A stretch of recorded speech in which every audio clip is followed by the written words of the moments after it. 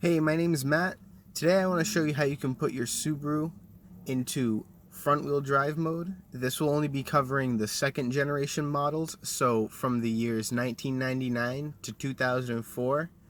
The newer models of Subarus have a different fuse box configuration, so it'll be a different process than what I'm about to show you.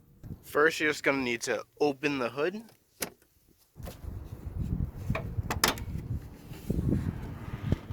Now all you need to do is access this main fuse relay box. You just push in this tab up here. If you flip it over, you see that you got a diagram. And up here it says FWD, front wheel drive, which corresponds with this insert right here. It's in here. All you have to do is place a 15 amp blue fuse in there.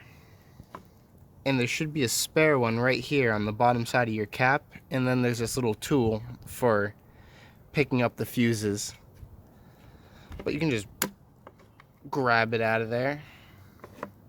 And you see this fuse has two prongs with a spot for two prongs in there.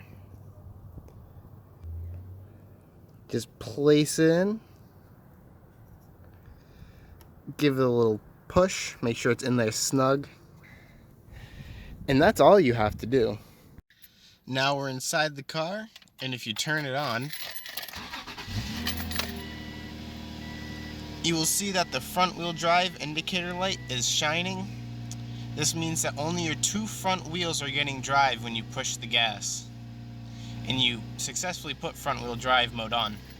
So it's not recommended to drive your Subaru around in front wheel drive. It's mostly for if you have mismatched wheels, a spare tire, and you don't want to damage the differential, or you're getting towed and you don't want to damage the differential.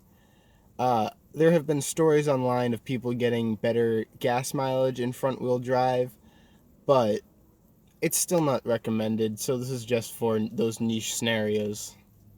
You know, you can do what you want with your car. Anyways, to put your vehicle back in all-wheel drive mode, all you have to do is remove that fuse with this little tool that comes from under your cap right here. You just use those two little hooks to grab the fuse and pull it up, like so.